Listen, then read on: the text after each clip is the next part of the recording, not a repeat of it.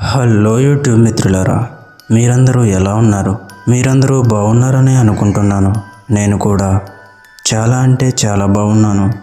మీరందరూ మన వీడియోస్ చూస్తున్నందుకు నాకు చాలా సంతోషంగా ఉంది.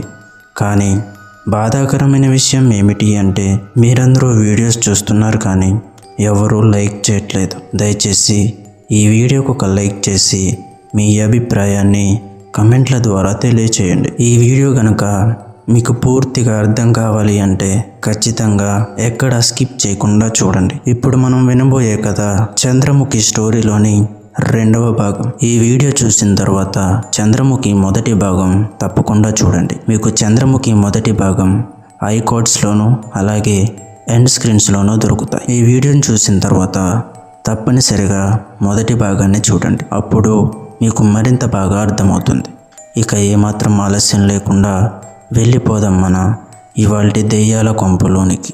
చంద్రముఖి ఆ ప్రత్యేకమైన యువకుణ్ణి బలి తీసుకున్న రాత్రి ఆకాశం చీకటితో నిండిపోయింది. మేఘాలు కరకరలాడాయి. గ్రామం మొత్తం మీద ఒక వింత నల్లని పొగ కమ్మేసింది. ఆమె కళ్ళలో ఎరుపు జ్వాలలు రగిలాయి. ఆమె శరీరం కాంతివంతమైన యవ్వన స్త్రీగా కాకుండా ఒక డెవిల్ రూపంగా మారడం మొదలైంది. ఆమె ముఖం క్రమంగా వంకర తిరిగి పొడవైన దంతాలు బయటికి వచ్చాయి. నల్లని పొడవాటి జుట్టు గాలిలో విరుచుకుపడింది. ఆమె చేతుల నుండి రక్తం జారిపడుతోంది. గ్రామస్తులు దూరం నుండే చూసి వణికిపోయారు. ఇప్పుడు ఆమెను ఆపగలిగేది ఎవ్వరూ లేరని అనిపించింది. ఆమె ఇకపై ఒక్కో యువకుణ్ణి కాదు, మొత్తం గ్రామాన్ని నాశనం చేయాలని నిర్ణయించుకుంది. ఎందుకంటే వందల ఏళ్లుగా తాను నిర్బంధంలో ఉన్న ప్రతీకారం ఇప్పుడు తనకు రక్తదాహంగా మారింది. ఆ రాత్రి నుండే భయంకరమైన సంఘటనలు మొదలయ్యాయి. గేదెలు ఒక్కసారిగా చనిపోవడం, పిల్లలు రాత్రి నిద్రలోనే అదృశ్యం కావడం, గోడల మీద రక్తపు చేతి ముద్రలు కనిపించడం మొదలయ్యాయి. ఎవ్వరు బయటికి వెళ్ళినా మరుసటి రోజు వారి శవాలు చెట్లపై వేలాడుతూ కనిపించేవి. చంద్రముఖి ఒక్కొక్క ఇల్లు వద్దకు చేరి ప్రేమ గీతాల వలలో పురుషులను పిలిచేది. కానీ ఇప్పుడు వారిని చంపడం మాత్రమే కాదు, వారి రక్తాన్ని తాగి తన శక్తిని రెట్టింపు చేసేది. గ్రామం మొత్తం ఖాళీగా మారింది. ఎవ్వరూ రాత్రులు బయటకు రాకుండా తలుపులు మూసేసి కూర్చునేవారు. కానీ చంద్రముఖి రూపం గాలిలా ఇల్లులోనికి చొరబడి ఎవరినైనా బలి తీసుకునేది. ఒకరోజు ఆమె తన డెవిల్ రూపంతో మధ్య వీధిలో నిలబడి, నేను మీ అందరినీ నాశనం చేస్తాను, ఎవ్వరూ తప్పించుకోలేరు అని గర్జించింది. ఆ స్వరం విన్నవారంతా చెవులు మూసుకుని పడిపోయారు. కొందరు గ్రామవాసులు దగ్గరలో ఉన్న దేవాలయంలో చేరి భయంతో ప్రార్థనలు చేయసాగారు. వారి దీపాలు వెలిగించారు. కానీ ఆ దీపాలు ఒక్కసారిగా ఆరిపోయాయి.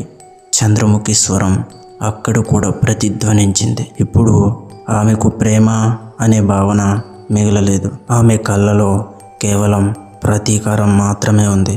ఆమె ఒక రాత్రిలోనే 10 మందిని బలి తీసుకుంది. గ్రామంలో మిగిలిన వారు కేవలం ఆడవారు మరియు పిల్లలు మాత్రమే. వృద్ధులు చెప్పిన పురాణాలు ఇప్పుడు నిజమవుతున్నాయి.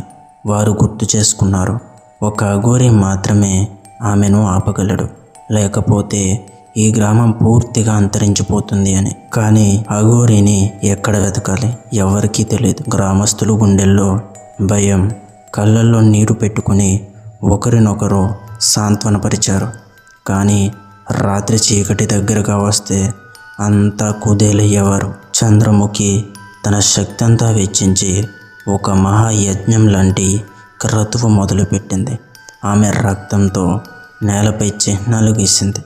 ఈ గ్రామంలో ఎవ్వరూ బతకకూడదు అన్న ప్రతిజ్ఞ చేసింది. ఆ క్రతువు మధ్యలో ఆమె రూపం మరింత భీకరంగా మారింది. పొడవాటి గోళ్ళు, పొంగిన కళ్ళు, అగ్నిజ్వాలలతో కూడిన రూపం చూసి ఎవరైనా హృదయపోటుతో చనిపోతారనే స్థితిలో ఉంది. ఆ సమయంలోనే ఒక వింత శబ్దం వినిపించింది. ఉత్తర దిశ నుండి ఒక అఘోరి వస్తున్నాడు.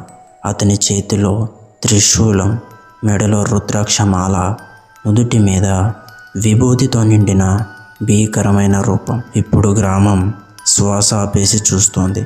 అఘోరి మరియు యక్షిని మధ్య ఎదురుకాల్పులు మొదలు కానున్నాయి. 2వ భాగం ఇక్కడితో పూర్తయింది మిత్రులారా.